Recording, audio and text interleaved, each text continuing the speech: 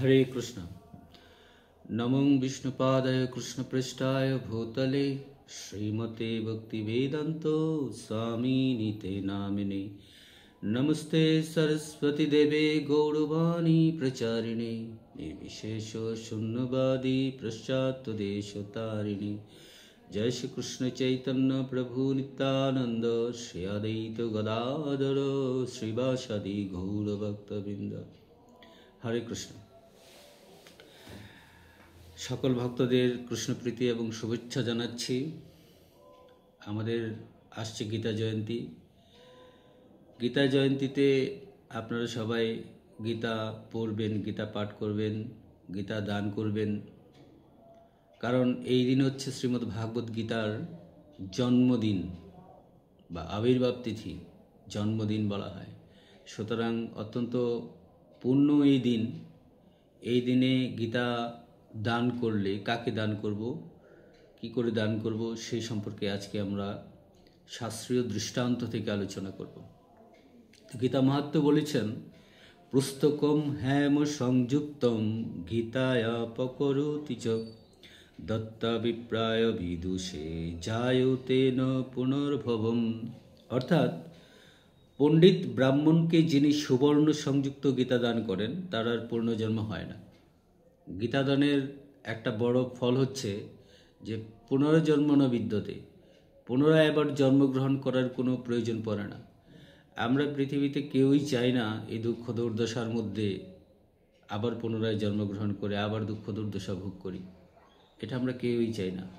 আমার মনে আছে একটা ভিডিও দেখেছিলাম আমি, লতা মঙ্গেশকরকে বলা হয়েছিল যে আপনি তো সঙ্গীতের সাম্রাজ্যী, আপনার গ্যারেজে পৃথিবীর সবচেয়ে দামি দামি ব্র্যান্ডের গাড়ি আছে, আপনার লাক্সারি ভিলা আছে, আপনি যেখানে খুশি সেখানে বাড়ি বানাতে পারেন, যেখানে খুশি সেখানে থাকতে পারেন, ইচ্ছা করলে যেতে পারেন।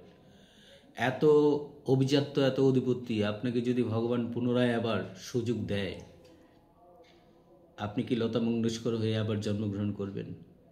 লতা মঙ্গেশকর একদম এক কথাই বলে দিয়েছেন যে না না না না, আমি আর পুনরায় জন্মগ্রহণ করতেই চাই না, অন্তত লতা মঙ্গেশকর হয়ে না।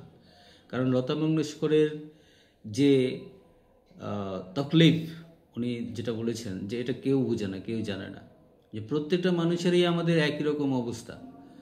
বাইরে থেকে আমরা অনেক সাজগোজ করে আছি, আমাদের কোনো অসুবিধা নেই, সেটা বুঝতে পারি, বোঝা যায়, কিন্তু অ্যাকচুয়ালি হৃদয়ে হাত দিয়ে বোঝা যায় যে আমরা কত দুর্দৈব অবস্থায় আছি, আমাদের দৈব কতটা খারাপ। তো সুতরাং এই খারাপ অবস্থা থেকে যদি আমরা বাঁচতে চাই তাহলে আমাদের অবশ্যই গীতাদান করতে হবে। এখানে বলছেন যে পণ্ডিত দত্তা বিপ্রায় বিদুষে, পণ্ডিত ব্যক্তির থেকে গীতা দান করা বাঞ্ছনীয়। শ্রীমদ্ ভাগবত গীতাতেও একই কথা বলেছেন। আপনারা শ্রীমদ্ ভাগবত গীতার 17 অধ্যায়ে 20 নম্বর শ্লোকটা দেখবেন। দাতব্যমিতি যদ্দানম দীয়তে হনুপকারিণে দেশে কালে চ পাত্রে চ তদ্ধানম সাত্বিকা স্মৃতিম। অর্থাৎ দান করা কর্তব্য বলে মনে করে এবং প্রত্যেক প্রকারের আশা না করে উপযুক্ত স্থানে, উপযুক্ত সময়ে, উপযুক্ত পাত্রে দান করা হয় ভালো, তাকে সাত্বিক দান বলা হয়। তো দান কি করে করব? উপযুক্ত স্থান, কাল, পাত্র দুটোই আমাদের দেখতে হবে। কাল মানে সময়, সবচেয়ে গুরুত্বপূর্ণ সময় হচ্ছে গীতা দান করার গীতা জয়ন্তী।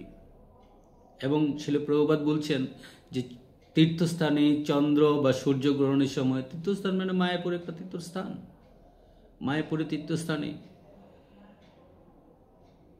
আমাদের কর্ণ দেখেছি, দাতা কর্ণ গঙ্গাতে বা উনি কোনো নদীতে স্নান করে দানের জন্য দাঁড়িয়ে থাকতেন প্রাতের সময়। তো এদের থেকে আমাদের অনেক শিক্ষা আছে দান করার। তো এত সুযোগ আপনাদের আছে সে গীতা জয়ন্তী উপলক্ষে যে দান করার, সৎপাত্রে মানে আমাদের যে আচার্যরা আছেন, জয়পতাকা স্বামী গুরু মহারাজ আছেন, আমার পরমারাধ্য গুরু মহারাজকে গীতা দান করুন। গুরু মহারাজ সৎপাত্রে সেটা দান করবে। সেখানেই বলছে উপযুক্ত স্থান, উপযুক্ত সময়ে, উপযুক্ত পাত্রে, দেশে কালে চ পাত্রে চ তদ্ধানম সাত্বিকা স্মৃতিম। দেশকাল পাত্র বিবেচনা করে তারপর আমাদের দান করা উচিত। সুতরাং গীতাদান সবাই করুন এবং আমাদের যে গীতা জয়ন্তী উপলক্ষে গীতাদান আমরা গ্রহণ করছি গুরুদেবের উদ্দেশ্যে। আপনারা গীতাদান করুন, আপনাদের নামে যজ্ঞ হবে গীতা জয়ন্তীর দিন 1 ডিসেম্বরে। সেই 1 ডিসেম্বরে অনেক বড় করে যজ্ঞ হবে আপনাদের নামে, এখানে সবার নামে আহুতি দেওয়া হবে। গীতাদানে আমাদের সাথে অংশগ্রহণ করুন, আমাদের মায়াপুরে আসুন, গীতা জয়ন্তীর 7 দিনের প্রোগ্রাম উপভোগ করুন। হরে কৃষ্ণ। বাঞ্ছা কল্পতরুভ্যশ্চ কৃপা সিন্ধুভ্যেব চ পতিতানাং পাবনেভ্যো বৈষ্ণবেভ্যো নমো নমঃ।